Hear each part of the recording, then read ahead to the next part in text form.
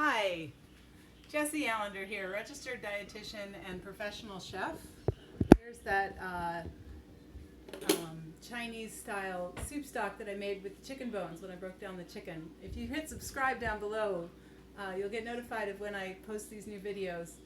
But the one just before this, I made a whole bunch of different things with chicken. I broke down a whole chicken, which can save you a lot of money. And I was just skimming some of the, when it boils up, there's some stuff you should skim from your soup stock. One thing I forgot to say about the soup stock, it's got chicken, onions, ginger, about a whole hand of ginger, and a bunch of water, and then white pepper and 2 tablespoons of white vinegar.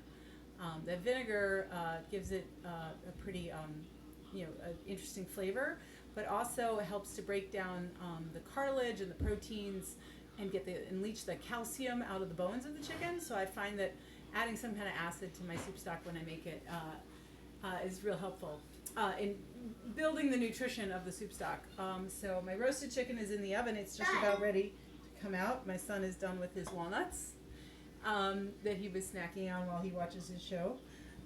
So yeah, I just wanted to come back on and talk about that adding the vinegar. Mommy, turn the light in here to purple. I can't right now, but I will in a minute, okay?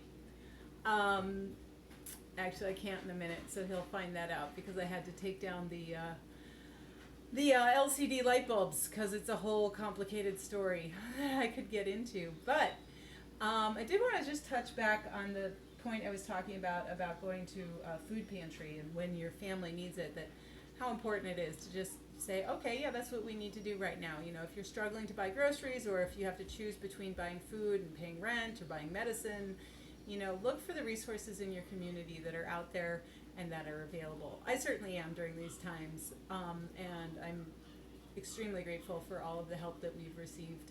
And I'm also trying to be even more frugal than I am typically, to not waste anybody else's resources, but yet to live my life freely to some extent and feel comfortable with the choices I have to make to get our family through this time of my reduced work and their homestay, our homestay. I know things are loosening up in lots of parts of the country, which is both wonderful and terrifying, because hopefully we're going to loosen it up and not have a resurgence of the COVID-19, right? That would be horrible. And I know in some places where things are opening up, things are happening. Let's check that chicken real quick.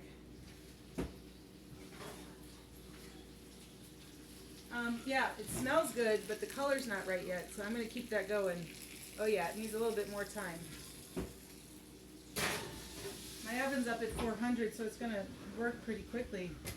And also, this is one of my favorite kitchen tools that I have. It is a laser. And then you can see what my temperature is. It's going to tell you, oh my goodness, I am 94, 95, right? It's not good for taking body temperature, though they're using these to check for temperature. But it's great for testing meat. And I'll show you that it's, it's pretty accurate. It's going to tell me that my spoon is 83, which is sitting right next to my 400-degree oven, so that makes some sense. And then let's also test it. Here I have a bottle of kefir straight out of the fridge. That light on there, what are we saying? A little too hot. But definitely you can see that it's colder. 24 right there. All right. So we know that it's relatively accurate. That wasn't a pure test. A pure test for a thermometer, you want to point it at boiling water or ice cubes. I don't have a dish of ice cubes, so it's hard to get an ice cube out right now. Just have them in the bin.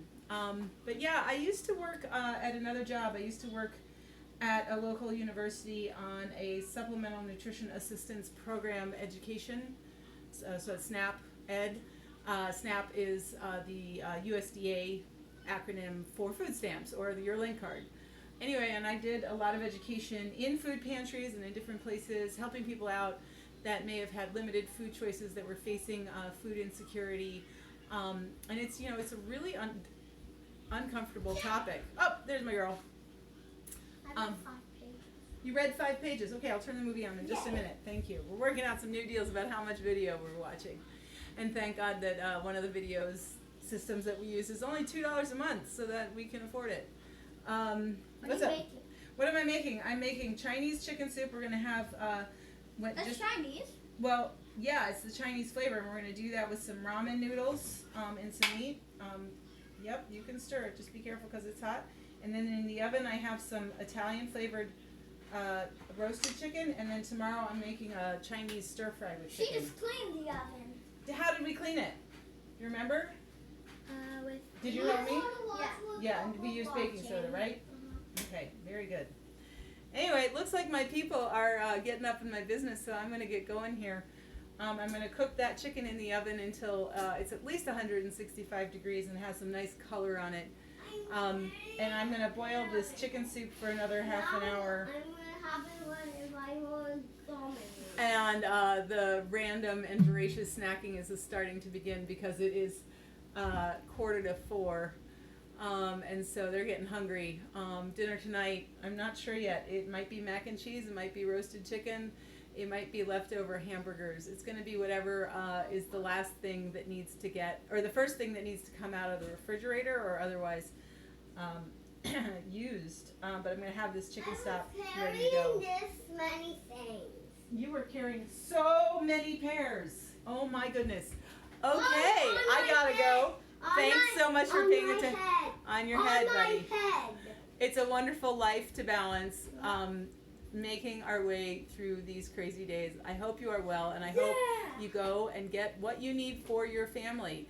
It's okay to ask for help. It's okay to receive help. It's great to give help if you can. So take care. Thank you very much to all the frontline workers in the grocery stores and in the hospitals and in the political or in the government offices that are making things available and figuring out how we can get to the next phase of our society after this pandemic, to the after times, away from the before times. Thanks so much. Take care. Have a great day. I want to do something. Oh, you do? Okay. What do you want to do? No, I don't particularly want to move. I'm going to turn it off now. Bye, everybody.